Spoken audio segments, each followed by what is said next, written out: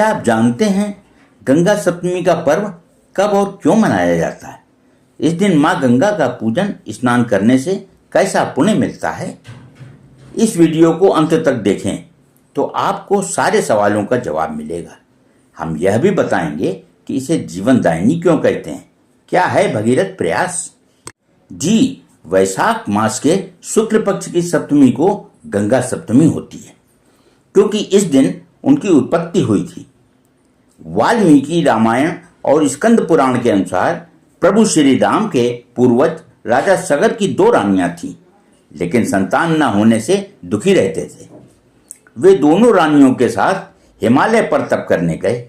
ब्रह्मा जी के मानस पुत्र महर्षि भृगु ने आशीर्वाद दिया कि एक रानी से 60,000 अभिमानी और दूसरी रानी से वंश चलाने वाला एक पुत्र होगा। कुछ समय बाद पहली रानी ने एक पिंड जन्मा जिससे 60,000 पुत्र और दूसरी रानी ने एक पुत्र को जन्म दिया। उनके युवा होने पर सगर ने अश्वमेध यज्ञ किया और घोड़े की सुरक्षा 60,000 पुत्रों को दी।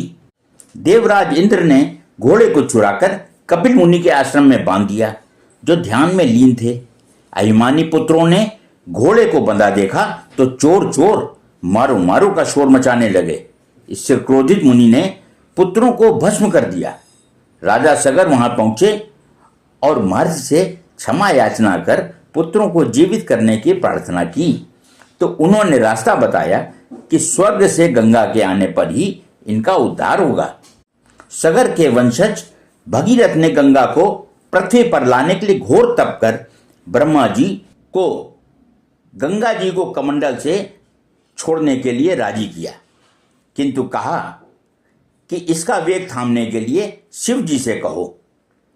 भगीरथ ने उन्हें भी प्रसन्न किया, तो शिव जी बोले, मैं गंगा को अपनी जटाओं में समा लूंगा। शिव जी ने ज्येष्ठ मास के शुक्ल पक्ष की दशमी यानी गंगा दशहरा के दिन एक जटा खोल गंगा जी को पृथ्वी पर अवतरण कराया, जिससे सगर के पुत्रों को मुक्ति मिली। वैशाख शुक्ल सप्तमी को गंगा जयंती भी कहते हैं। गंगा जी को इसीलिए जीवनदायिनी, भगीरथी और मोक्षदायिनी कहा जाता है। जब कोई व्यक्ति दुर्गम लक्ष्य ठान लेता है तो कहा जाता है इसके लिए भगीरथ प्रयास करना होगा।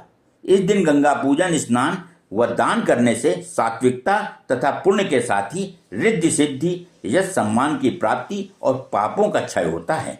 जय गंगा मैया।